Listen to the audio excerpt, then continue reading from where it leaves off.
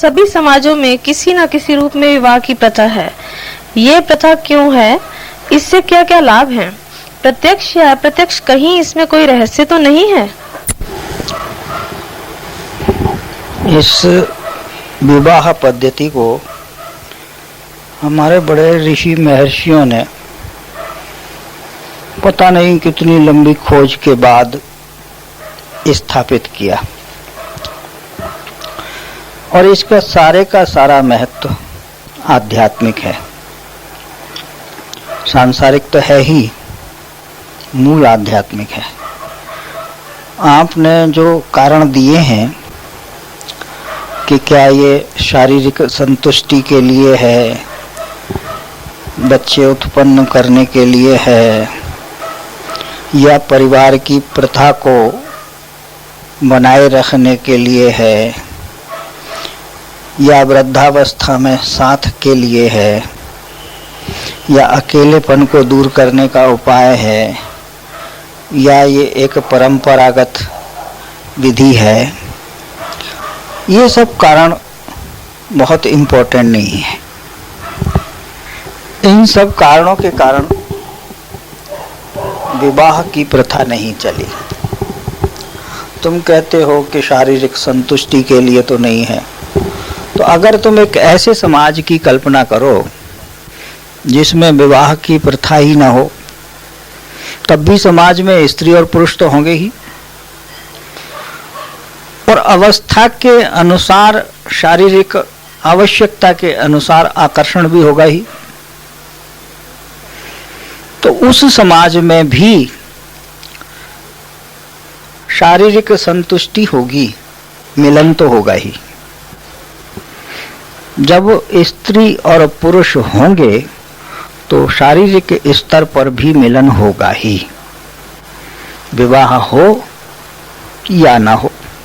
यूं भी अगर हम देखें तो आज के समाज में विवाह से पहले भी बहुत सी ऐसी लड़कियां हैं, बहुत से ऐसे लड़के हैं जो शारीरिक संबंध बनाते हैं। और भारत में अगर इतना नहीं है तो आप अमेरिका, यूरोप के देशों का उदाहरण लें, जहां शारीरिक संबंधों का लड़के और लड़कियों में होना बड़ा आम जैसी बात है। तो जब शारीरिक संबंधों के लिए ही अगर हमने विवाह बनाया होता तो विवाह से पहले शारीरिक संबंध न होते। विवाह के पश्चात भी पति पत्नी कहीं कभी दूसरे के प्रति आकर्षित न होते, लेकिन ऐसा तो समाज में देखने को मिलता नहीं है। हाँ, इस भीड़ में कुछ व्यक्ति होंगे हैं जो जीवन पर्यंत पति पत्नी बनने के बाद कोई किसी और से शारीरिक संबंध नहीं बनाते हैं। शादी से पहले भी ऐसे बहुत से स्त्री और पुरुष हैं जो शारीरिक संबंध नहीं बनाते, लेकिन उनकी संख्या जिस गति से हमारे समाज में परिवर्तन हो रहे हैं घट रही है। आज से 50 बरस पहले, 100 बरस पहले भारत में शादी से पहले शारीरिक संबंध बनाने वाले बहुत ज्यादा होते थे, क्योंकि हमारे धर्म में इसे पाप था माना हुआ। लड़की का कौमार्य भंग होना बहुत बड़ा अपराध था, क्योंकि हमारे देश में सती प्रथा थी। सती का अर्थ होता था जो जीवन पर्यंत एक ही पुरुष से संबंध रखे, शारीरिक भी और मानसिक भी। सती वो नहीं होती थी जो शारीरिक संबंध एक ही पुरुष से रखे लेकिन मानसिक रूप से उसकी आकर्षण कहीं और हो।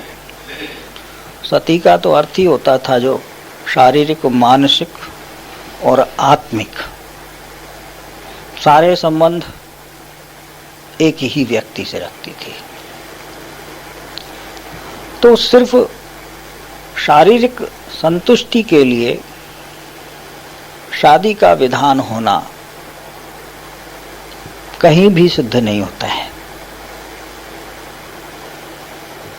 और शादी का यह भी अर्थ नहीं है कि लीगलाइज्ड प्रॉस्टिट्यूशन हो। पति जब चाहे पत्नी का उपभोग करे, पति के पास सारे अधिकार हों, पत्नी के पास कोई अधिकार ही न हो, यह भी अर्थ नहीं है। ठीक है, शारीरिक संबंधों का होना अनिवार्य है शादी के बाद, मगर सिर्फ शारीरिक संबंधों के लिए शादी का होना जरा भी अनिवार्य नहीं है। फिर हम दूसरे रूप में देखें कि आज के समाज में तो बच्चा ना पैदा हो इसके लिए बहुत उपाय हैं, मगर पहले तो इतने उपाय थे नहीं। तो अगर हम इन उपायों को हटा दें तो शारीरिक संबंधों के बाद बच्चे तो होंगे ही। तो बच्चों की उत्पत्ति के लिए शादी करना बेईमानी है। ये ठीक है कि बच्चे शादी के बाद उत्पन्न होते हैं, लेकिन बच्चों का उत्पन्न होना तो आपके शारीरिक मिलन का परिणाम है। फिर आप बच्चे उत्पन्न कर नहीं सकते, बच्चे उत्पन्न हो जाते हैं। आपके मिलन का परिणाम बच्चे उत्पन्न होना जरूर हो जाता है, लेकिन आपका जो मिलन है वो तो शारीरिक स्तर पर है। उसका उद्देश्य बच्चे उत्पन्न करना तो है नहीं। हाँ, कभी पहले था, जैसा हमारे शास्त्रों में वर्णन है कि बहुत बार ऐसा हुआ है कि ऋषि पत्नियां जब उन्हें बच्चों की इच्छा होती थी तो समयानुकूल जब वो गर्भ धारण करने के योग्य होती थीं तो पति के पास जाकर के निवेदन करती थीं। तो उस समय का विज्ञान इस क्षेत्र में बहुत उन्नत था। आज हम उस विज्ञान को भूल गए, उन तरीकों को भूल गए कि कब बच्चा हो सकता है, कैसे हो सकता है और जैसा हमें चाहिए वैसा हो। वो एक अलग विज्ञान है। मगर आप अगर ऐसे समाज की कल्पना करें जहां शादी ही ना हो तो भी बच्चे तो वहां होंगे। ये दूसरी बात है कि ऐसे बच्चों का क्या होगा, वो जायज हैं नाजायज हैं, ये तुम्हारी भाषा है, ये तुम्हारा भाव है। बच्चे तो सिर्फ बच्चे ही होते हैं, न जायज होते हैं न नाजायज होते हैं। इसलिए मात्र बच्चों की खातिर शादी की प्रथा बनाई गई हो, ये समझ में नहीं आता है। आप परिवार की परंपरा के लिए शादी की बात कहते हैं, तो पूरा समाज भी एक परिवार हो सकता है। ऐसा समाज जिसमें शादी की प्रथा ही न हो, मगर समाज तो हो सकता है, वो सारा ही समाज परिवार हो सकता है। और जहां सारा समाज ही परिवार बन जाता हो, वहां व्यक्तिगत परिवारों की आवश्यकता भी क्या है। तो परिवार की खातिर शादी की प्रथा चली, ये बड़ी स्थूल सी बात है। ये बहुत महत्वपूर्ण बात लगती नहीं है। इसी तरीके से आप कहते हैं कि वृद्धावस्था में अकेला व्यक्ति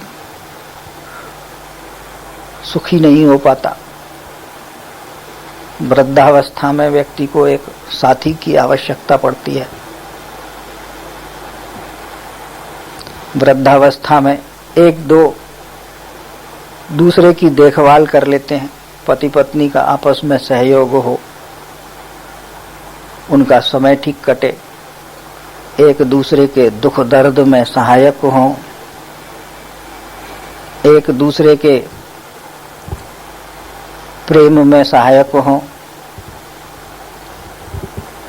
लेकिन अगर हम वृद्धावस्था की कठिनाइयों को देखते हुए यह सोचते हैं कि युवा काल में शादी हो तो व्यर्थ है, ऐसे तो आप वृद्धावस्था में ही शादी कर सकते, साथी तो मिल जाएगा,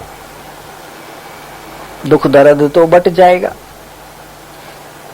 फिर वृद्धावस्था से पहले युवावस्था तक के काल में शादीशुदा रहने की आवश्यकता ही क्या हुई? वृद्धावस्था तो बहुत दूर की बात है। शादी तो आप युवा काल में ही कर लेते हैं। फिर वृद्धावस्था में आपके साथ पत्नी हो या पत्नी के साथ पति हो, ये भी कहाँ आवश्यक है। दोनों में से कभी कोई इस दुनिया को छोड़ के जा सकता है और जाते हैं।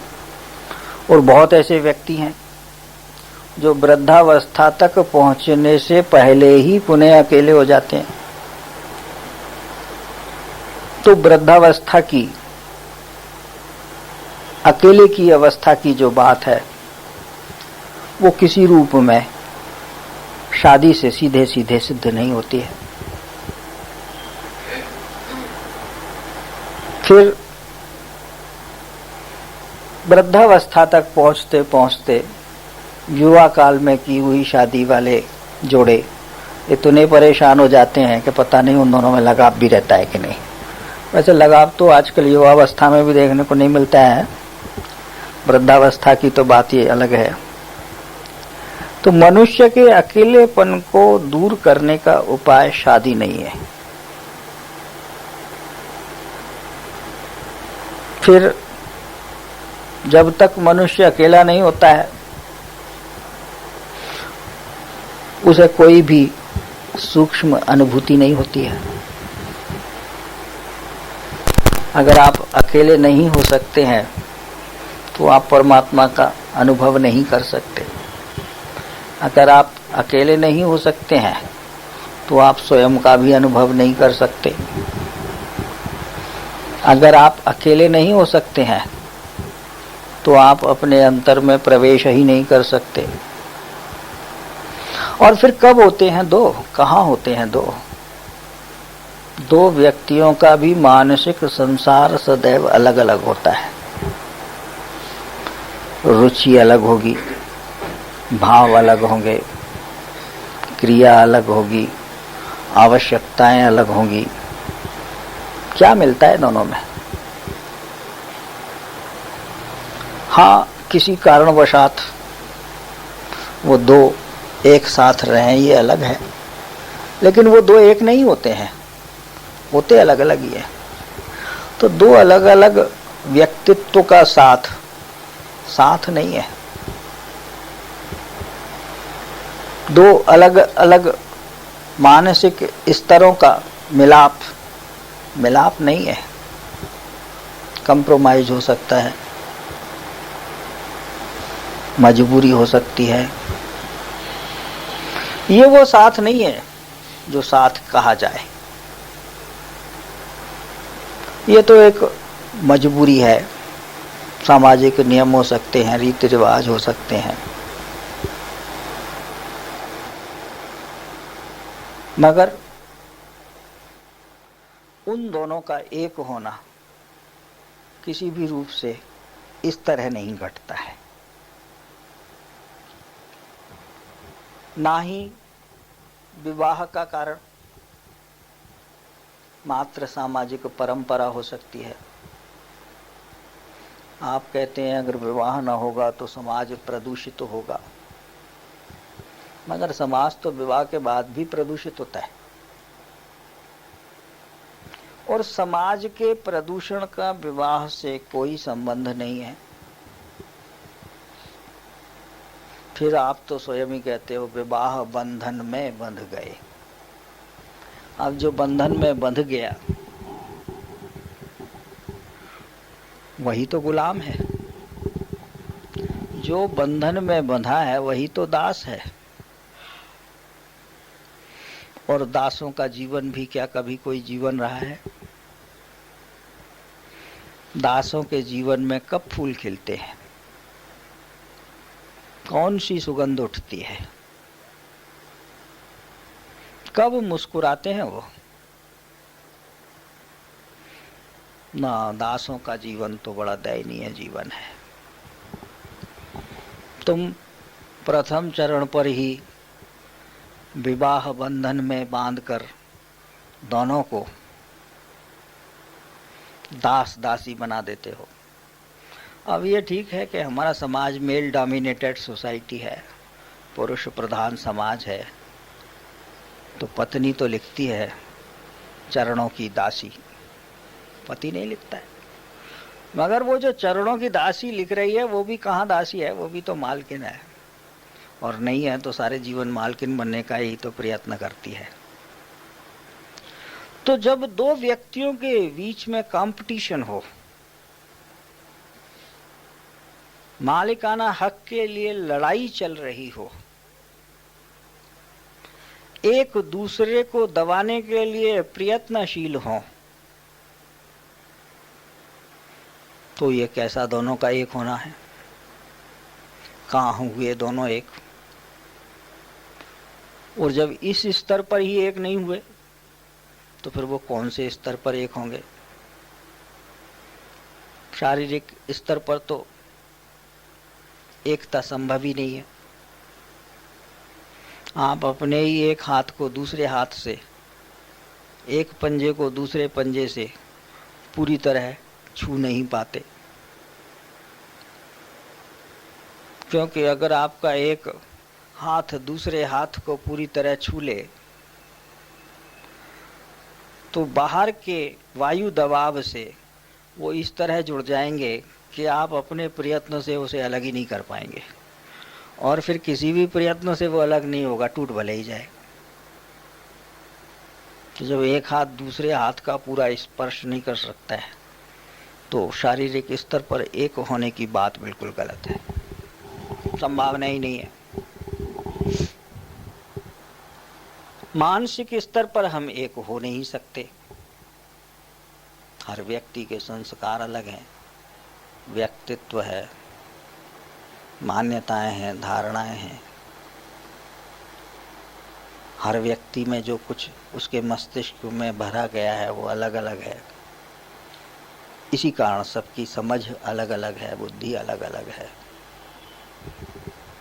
और इतना अलगाव है कि अगर हम रोज किसी भी दाम्पत्य जीवन में झांकें तो एक दूसरे को एडवाइस ही देते रहते हैं। यह सिद्ध करता है कि दोनों में बड़ा अंतर है।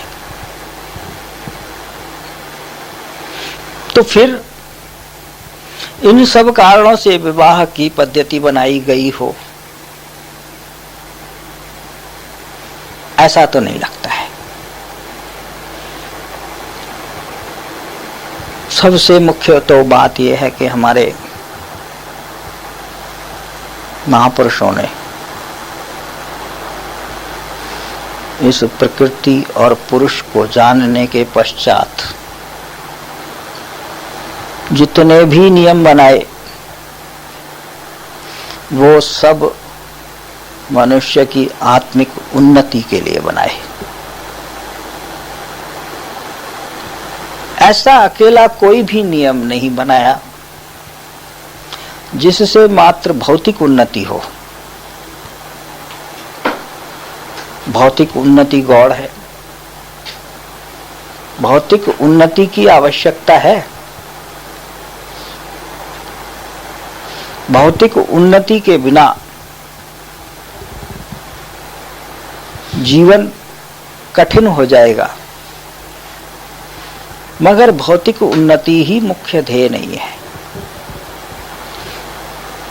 आप अगर भौतिक उन्नति ही करते चले जाएं तो निश्चय समझिए कि आपके जीवन में दुखों की संख्या बढ़ती जाएगी। जितना आप भौतिक उन्नति करेंगे उतने आप चिंतित होंगे, उतना अधिक आपके अंदर लोभ होगा, लोभ का परिणाम क्रोध होगा, फिर द्वैत भावना प्रबल होगी, कोई अपना होगा कोई पराया होगा, किसी से आपका मानसिक संबंध होगा और किसी से दुश्मनी, फिर कोई आपसे ऊंचा होगा कोई आपसे नीचा होगा, तो किसी से आपको ईर्ष्या होगी, द्वेष होगा और किसी से आपको संतुष्टि मिलेगी। तो वो संतुष्टि भी क्षणिक है, वो आपके अहम की संतुष्टि है। आप अपने से नीचे वाले व्यक्तियों को देखकर, आप अपने से अधिक दुखी व्यक्तियों को देखकर सुख का अनुभव करते हैं, आप अपने से अधिक सुखी व्यक्तियों को देखकर दुख का अनुभव करते हैं। तो आपके दुख और सुख का अनुभव तुलनात्मक है, तथ्यात्मक नहीं है। आपके पास स्वयं को देखने की कोई आंख नहीं है, आप अपने को भी दूसरों की आंखों से देख रहे हो। आपको सीधे सीधे स्वयं को जानने की कोई तरकीब पता नहीं है। आप अपने बारे में भी जो जान रहे हो वो दूसरों से जान रहे हो। तो दूसरे आपको अगर इतना जानते हैं तो आप अपने आप को पूरी तरह जान सकते हैं, और सिर्फ आप ही स्वयं को पूरी तरह जान सकते हो। दूसरा तो जो भी जानेगा वो बाहर से जानेगा, ज्यादा से ज्यादा आपकी क्रिया से जानेगा, आपके व्यवहार से जानेगा, लेकिन आपकी भावना को तो नहीं समझ पाएगा। और जो भावना को ही नहीं समझ पाएगा वो आपको कैसे जान पाएगा? मनुष्य स्वयं ही स्वयं को जान सकता है। एक मनुष्य को दूसरा मनुष्य कभी नहीं जान सकता है। आप परिचय तो प्राप्त कर सकते हैं, जानकारी प्राप्त नहीं कर सकते। यूं भी तो आज हर मनुष्य हर समय नाटक करता है, अंतर में कुछ और है, मुंह पर कुछ और है,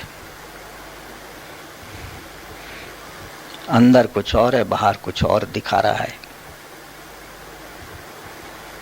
तो इस तरह का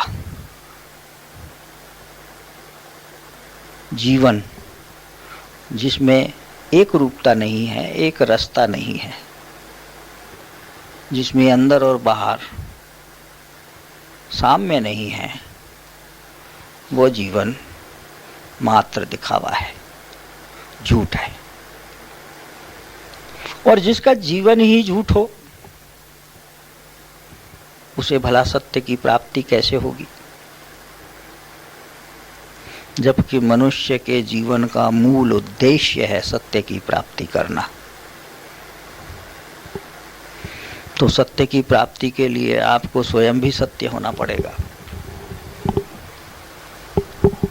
अगर हमारा जीवन ऐसा न हो जो प्रेम से परिपूर्ण हो, आनंद से पूर्ण हो,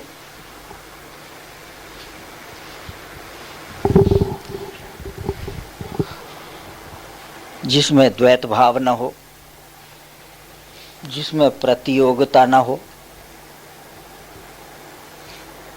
जो सबके साथ समभाव रखे, जो सबको अपना जाने, अपना ही स्वरूप जाने, जहां भेद ही समाप्त हो गया हो, वही स्थिति मनुष्य की पराकाष्ठा है। ये अवश्य दुख का विषय है कि इस काल में मनुष्य सिर्फ और सिर्फ बहिर यात्रा पर ही है। अंतर यात्रा की तरफ जाने का न तो उसकी रुचि हो पा रही है और शायद नहीं संयोग हो पा रहा है, क्योंकि बाहर की यात्रा ही उससे पूरी नहीं हो रही है। वो अंतर की यात्रा पर कैसे जाए? मगर याद रखो, जीवन सिर्फ और सिर्फ मध्यम मार्गीय हो सकता है। जितनी बाहर यात्रा हो उतनी ही अंतर यात्रा हो। दोनों यात्राओं में साम्यता हो तो वो जीवन संतुलित हो सकता है। एक तरफा यात्रा में मनुष्य सिर्फ और सिर्फ विनाश करता है, विकास नहीं कर सकता। अंतर यात्रा की उपलब्धियों को भी यदि उसे विकास का स्वरूप देना है तो बाहरी मुखी यात्रा करनी पड़ती है, क्योंकि विकास जो भी होगा वो बाहर होगा, प्राप्ति जो भी होती है वो आंतरिक होती है। तो आंतरिक प्राप्ति की अभिव्यक्ति भी बाहर होती है। इसलिए न तो मात्र आंतरिक जीवन पूर्ण है और ना ही मात्र बाहर का जीवन पूर्ण है। जीवन की पूर्णता का अर्थ है पूरी आंतरिक यात्रा और पूरी बाहर की यात्रा, दोनों यात्राएं पूर्ण हो। अंतर में पूर्ण संतोष हो, बाहर पूर्ण प्रेम हो। अंतर में पूर्ण ज्योति जागृत हो, बाहर सिर्फ और सिर्फ प्रकाश हो। इसीलिए महापुरुषों ने कभी न तो संसार का निषेध किया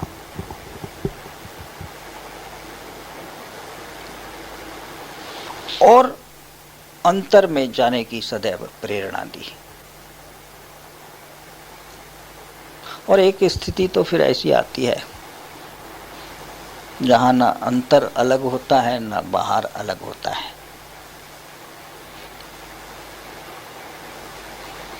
उस स्थिति में परमात्मा और संसार दो अलग अलग न तो दिशाएं हैं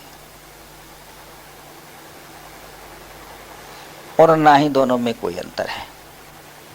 ये संसार ही परमात्मा का स्थूल स्वरूप बन जाता है। परमात्मा इस संसार का सूक्ष्म रूप बन जाता है। जैसे हमारा तन हमारे मन का स्थूल रूप है, हमारा मन हमारे तन का सूक्ष्म रूप है।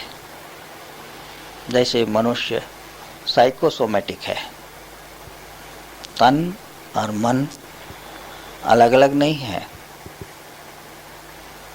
एक ही सिक्के के दो पहलू हैं, एक हेड है एक टेल है। और जो तन के लिए सत्य है वही संसार के लिए सत्य है। ये संसार और ये परमात्मा दो अलग अलग चीजें नहीं है। ऐसा कोई परमात्मा नहीं है जो इस संसार से कहीं बाहर बैठा हुआ हो। ऐसा कोई संसार नहीं है जो परमात्मा से कभी दूर हो गया हो। और ये स्थिति जब तक नहीं अनुभव में आएगी तब तक मनुष्य अपने जीवन की सार्थकता प्राप्त नहीं कर पाएगा। यही तो मनुष्य के जीवन का अंतिम